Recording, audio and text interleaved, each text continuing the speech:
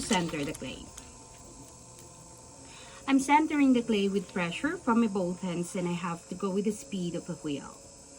Bago tayo makagawa ng any kind of shape na gusto natin, may it be a vase, a bowl, or a mug, we have to do the cylinder first, for that's the basic shape. Kung paano natin gagawin ang cylinder na yon, we put a hole in the middle, widen the hole by slowly pulling the clay towards the side.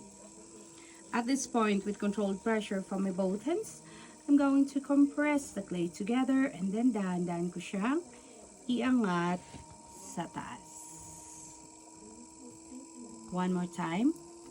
Kamay ko po ang nagko-control sa clay. Hindi po ang clay ang nagko-control sa kamay. At kung inaangat natin to, kailangan natin siyang dinadahan-dahan. Hindi natin siya binibigla para hindi siya ma-off-center at hindi mag-collapse. Ito na po ang cylinder natin. Ito pwede na tong maging pot.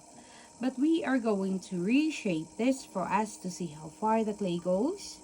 So, ang gagawin ko, here at the very bottom of the clay, I'm going to slowly push it outwards. While pushing, I'm pulling my hands up. I'm supporting my left hand with my right hand outside. Here in the middle, I'm going to push it inwards, slowly pulling it up, supporting my right hand with my left hand inside. Oops. And then I'm going to push it outwards at the very, very top to make a flower vase. Ito pwede pa po natin siyang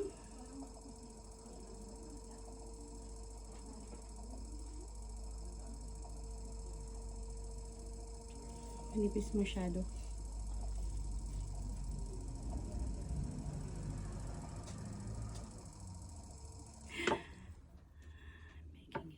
Worst.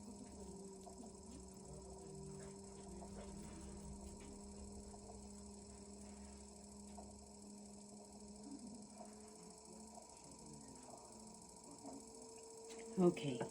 At kung gusto naman natin itong maging water container, we can just put a spout like that. So what we do here, we air dry it for 5 days. After 5 days of air drying, kapag leather dry na po siya, we come back. We trim the bottom, then we put a handle on it. And that's the time that we can put any kind of decorations that we want to enhance the beauty. Nag-collapse na nga. Then we are going to air dry it again for a month. We cook it in the oven for 8 hours of firing. We have to wait for the oven to cool down. We come back, bring out the pieces, then we apply the glazes. Yung glazes po, yung pinagbibigay kulay at kintab sa kanya, pero hindi po siya kagaya ng pintura na pinahid mo lang, makikita na agad ang result. We have to cook them again to a certain temperature bago lalabas ang kagandahan ng each piece. They are very good for food containers. They're microwavable. And of course, ang kulay po niya, hindi po nag-fade. Sino ngayon ang gustong mag-try?